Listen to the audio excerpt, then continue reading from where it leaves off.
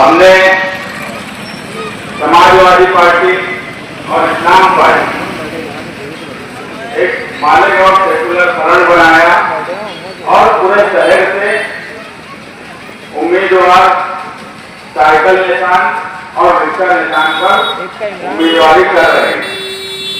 Ward number 14 में भी फातिमा साहब अहमद, अबू सुहेल निहाली की वालदा जायदा इस्फाक और सुहेल अहमद जलील अहमद सालरिया, ये 3 लोग साइकिल निशान पर उम्मीदवारी कर रहे हैं और नयापुरे के इरफान नादिर रिक्शा निशानी पर उम्मीदवारी कर रहे हैं। अब आपको तय करना है कि 15 जनवरी को फातिमा साहब अहमद, जायदा इस्फाक अहमद, सुहेल सालरिया और इरफान नादिर और इनके सामने जो उम्मीदवार हमारी पार्टी ने दिए हैं वो उम्मीदवारों का सियासी समाजी कामकाज क्या है और मालेगांव सेकुलर फ्रंट के उम्मीदवारों का सियासी समाजी कामकाज क्या है। ये वार्ड नयापुरा, जहां से हमारे एमएलए मुफ्ती साहब रहते हैं, दीनदार लोग रहते हैं, पढ़े लिखे लोग रहते हैं। इतने दीनदार पढ़े लिखे लोगों में एमआईएम को उम्मीदवार दीनी, समाजी, सियासी, जिनका समाजी हैसियत हो, खानदान हो, ऐसे उम्मीदवार क्यों नहीं मिले? ये नयापुरे की आवाम को सोचना है। जो बोला जा रहा है कि 2 जेंट्स उम्मीदवार, पूरा नयापुरा, हकीम नगर, मल्ला 156 ये जानता है कि इनके कारोबार क्या है, इनकी सियासी हैसियत क्या है और ये किस तरह के काम करते हैं। जो भी उम्मीदवार इनके ऊपर तरह तरह के इल्जाम है। एक उम्मीदवार पर इल्जाम है कि नशा हुआ अशिया का कारोबार करता है, नशा हुआ अशिया के बलबूते पे गुंडागर्दी करते हैं।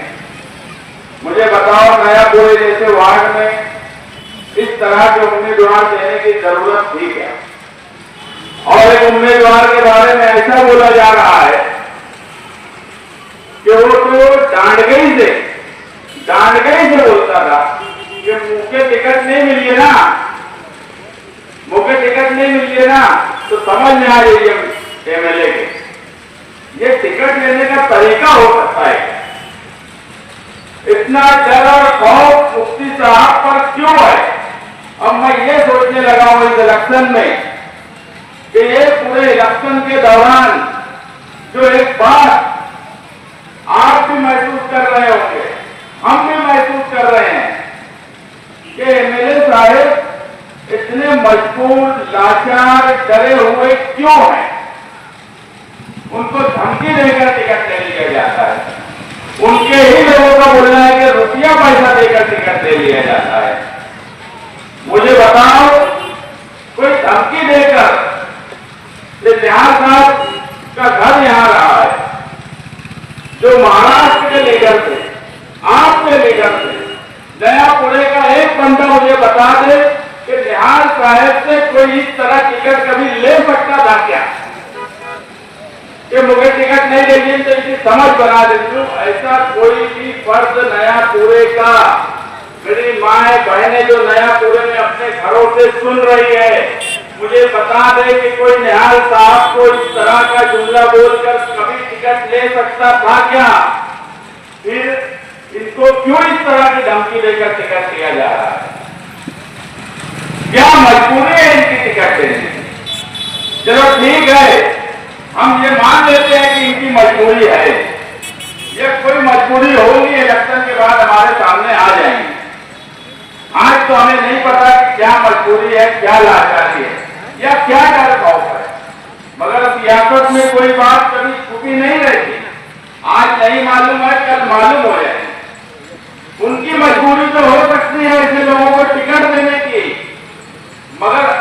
आपकी मजबूरी नहीं हो सकती है ऐसे लोगों को वोट देने की।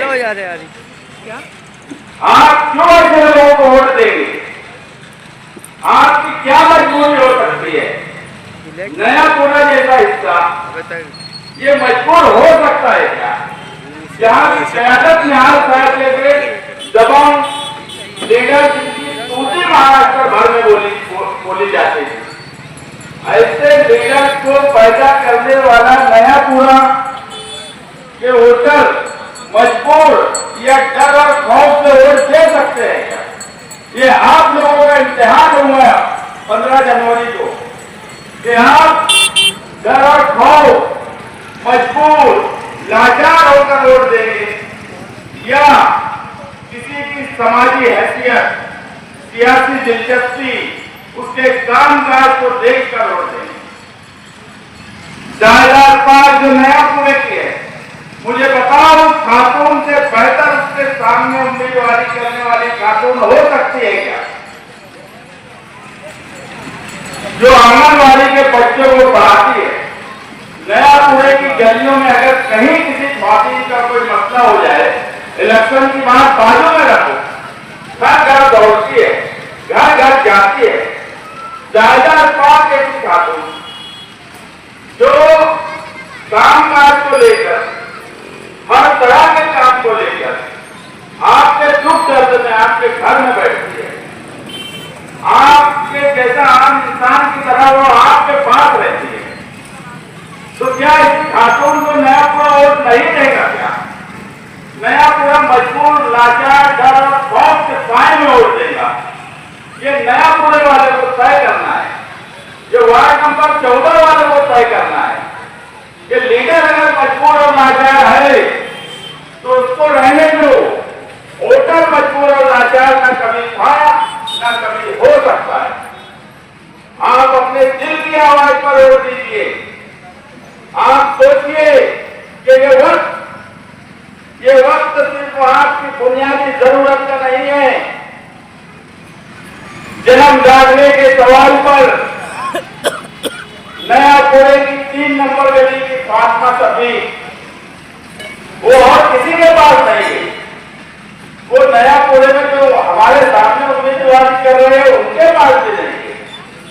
वो अगर दौड़ी तो सलीम गढ़वाल, अफताब भैया, इनके पास तो उसकी मदद की है हमने, उसको जेल नहीं जाने दिए। इतना डर और खौफ का आलम था उनके घर का कि पूरा पूरा घर मेरे पास आके बैठा रहता था। क्योंकि ये अगर कोई बेगुनाह मर्द चला जाए, हमारे घर का लड़का चला जाए, तो चलो हम बर्दाश्त कर लेंगे, मगर अगर हमारी माँ, हमारी बहन जेल जाने की नौबत आए तो पूरा खानदान, पूरे रिश्तेदार, हर कोई परेशान होता है। उस माँ का बेटा भी परेशान था, उसका भाई भी परेशान था, उसका सौर चक्कर पे चक्कर लगा रहा था, मगर मदद हमने की। ऐसी कई खातून नया पूरे और वार्ड नंबर 14 है। कई नौजवान बन है अभी माजिद मसाले आए। 17 तारीख को अभी हमने वापिस तारीख की सीनियर काउंसिल लगाया। 15 तारीख को वोटिंग होगी, 16 जनवरी को रिजल्ट आएगा और 17 जनवरी को जन्मदान में बेगुनाह बंद लोगों की हेयरिंग होगी। मैं आप लोगों से गुजारिश करूंगा कि आपको क्या करना है आप करिए, मगर 17 जनवरी को जो गदारा परवीन जेल में बंद है, जो नौजवान जेल में बंद है, उनके लिए दुआ कीजिए कि 1 साल से ज्यादा का वक्फा हो गया है और वो लोग जेल में बंद। 3 महीने की बच्ची थी उसकी, वो 3 महीने की बच्ची आज 1 साल की हो गई। उसकी माँ बेगुनाह जेल में बंद है। फिरका परस्तों ने मालेगांव शहर पर इस तरह से बदला लेने की सियासत की है कि उन्होंने मालेगांव शहर की पर्दा नसीब फातिम को नहीं बख्शा। और अब बोल रहे हैं, गिरीश महाजन बोलते हैं कि 20-22 सीट हमारी ला दो, हम मेयर बनाएंगे मालेगांव शहर से और बदला लेंगे। सियासत में इलेक्शन से पहले अगर बीजेपी बोलती है कि हम हमारा 20-22 सीट पर मेयर बनाकर मालेगांव के मुसलमानों से बदला लेंगे, 1 साल से बदला ले रहे हैं। वार्ड नंबर 14 नयापुरा हकीम नगर के लोग जेल में अभी भी बंद है। कुछ लोगों को नोटिस लगी हुई है। इन सारे मसाइल का हल सिर्फ और सिर्फ मालेगांव सेकुलर फ्रंट का मेयर कारपोरेशन में बैठेगा तो हम उसको मुंहतोड़ जवाब देंगे। आप अपने दिल से आप सोचिए कि 20-22 सीट पे ये मेयर कैसे बना रहे हैं। क्या गिरीश महाजन और इमाम वालों की बातचीत नहीं हुई क्या? जब 4 दिन पहले गिरीश महाजन मालेगांव में आए तो बंडू काका बच्चाओं ने मौजूदा एमएलए से उनकी बैठक नहीं करवाई क्या? कुछ ना कुछ तो बात हुई। उसके बाद ही एमएलए साहब ने गिरीश महाजन की तारीफ की और दूसरे ही दिन बंडू काका बच्चाओ बोलते हैं कि अगर इमाम वाले गिरीश महाजन की तारीफ किए हैं कामकाज को लेकर तो रास्ते खुले हुए हैं। मतलब सीधा सीधा बीजेपी और इमाम मिलकर मेयर बनाना चाहिए। बीजेपी का मंत्री बोलता है कि एक बार हमारा मेयर बनने दो, हम बदला लेंगे। अरे बदला ले रहे हैं मुसलसल, और अगर उनका मेयर बन गया कारपोरेशन भी उनके हाथ में रही, सरकार उनकी है, बदला लेने की सियासत मुसलसल कर रहे हैं। उनके वचन पत्र में बीजेपी के बोलते हैं कि हमारा अगर मेयर बना तो जिला झोपड़पट्टी उतारेंगे और जो गैर कानूनी झोपड़पट्टी बनी है उसकी इंक्वायरी करेंगे, उस पर भी एसआईटी बैठाएंगे। एक एसआईटी हम भुगत रहे हैं, दूसरी एसआईटी की तैयारी है। जो लोग बोलते हैं कि फिरका परस्तों से लड़ना है तो नदी के उस पार जाकर लड़ो। अरे नदी के उस पार हमें भी पता है फिरका परस्त पूरी ताकत भी लगा लिए तो 20-22 सीट से ज्यादा नहीं ला सकते। हमें तो मामला ये है, लगता है कि यहाँ से जो 20-22 सीट लाने की तैयारी है, जिसके बारे में बोला जा रहा है कि रास्ते खुले हुए हैं, उस 20-22 सीट को रोकने की कोशिश है हमारी। हम नदी के उस पार जाकर उसको नहीं हरा सकते।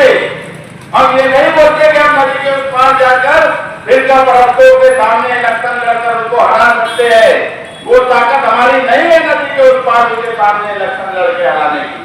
मगर ये ताकत जरूर है कि अगर आपने मालेगांव सेकुलर फ्रंट का मेयर बनाया तो भगवा झंडा अगर कारपोरेशन में कोई लेकर आएगा तो जिस तरह शिवाजी मुजफ्फर के पास भगवा झंडा लाकर लहराने की बात बोली गई 15 अगस्त को, मैं और मेरे साथियों ने तिरंगा झंडा जब वहां लेकर पहुंचे तो उनकी हिम्मत नहीं हुई शिवाजी महाराज के पुतले पर आने की।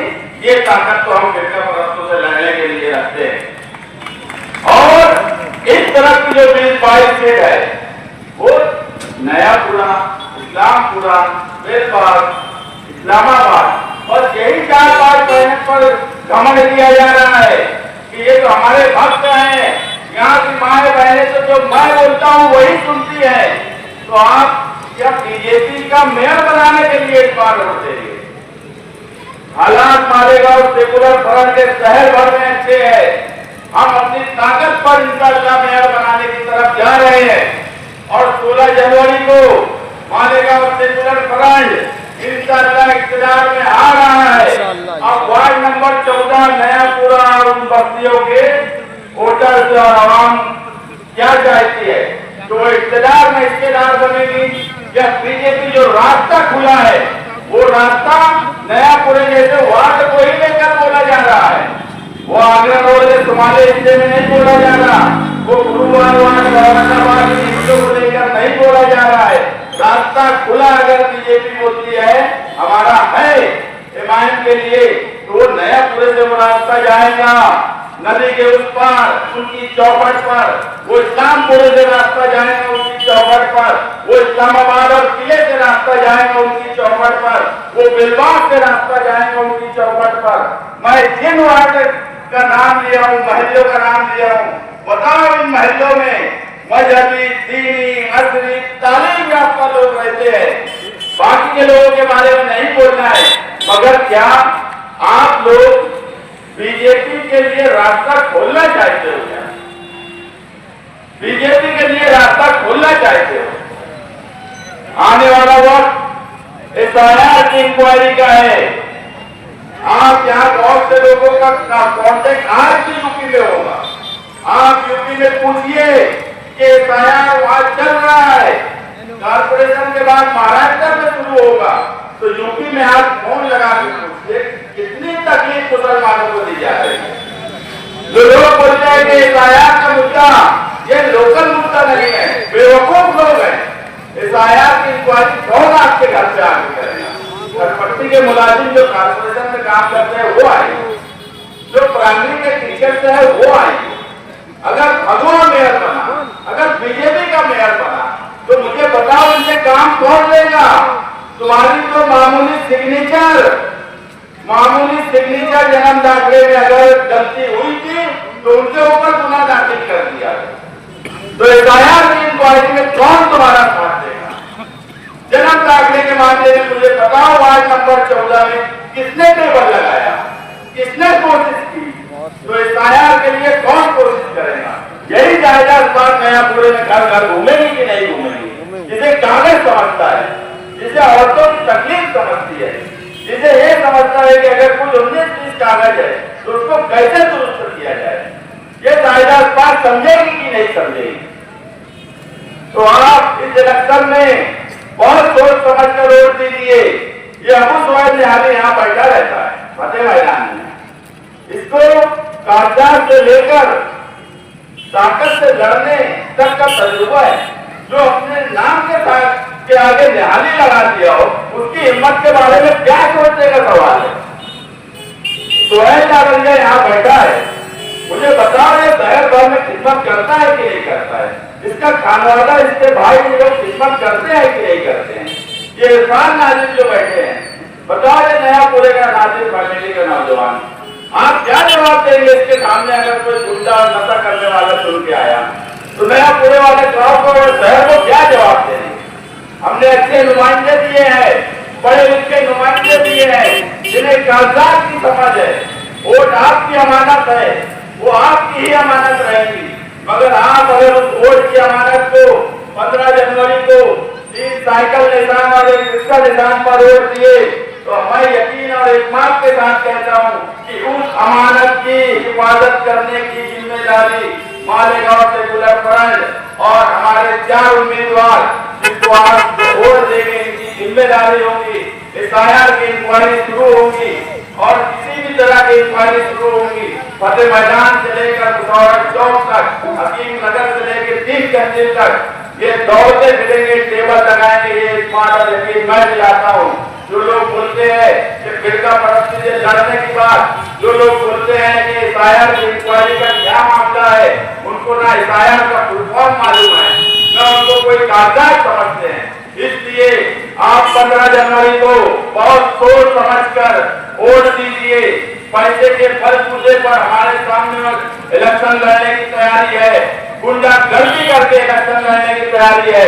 मगर नयापुरे जैसे हिस्से में अगर पैसे के बलबूते पर या गुंडागर्दी करके कोई चुन के आता है, तो फिर हम किसके पास जाके बोलेंगे? किस पहले में ऐसे नौजवानों को या ऐसे नुमाइंदे को हम खड़ा करेंगे?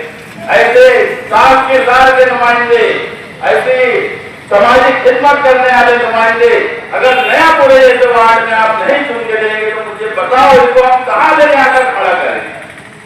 बहुत सोच समझ के फैसला कीजिए। पैसे के बलबूते पर, अब पैसे का सवाल मुफ्ती साहब नयापुरे के लिए है, उन्होंने जो फार्मूला दिया है उसे फार्मूले पे आप लोग भी अमल कर लो। पैसा मिल रहा है ले लो।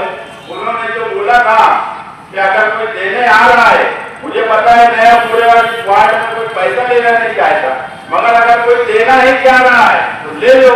मुफ्ती साहब ने जिस तरह गुब्बारा अदा करने का बोला है वो अदा भी हो जाएगा, उनकी भी बात रह जाएगी।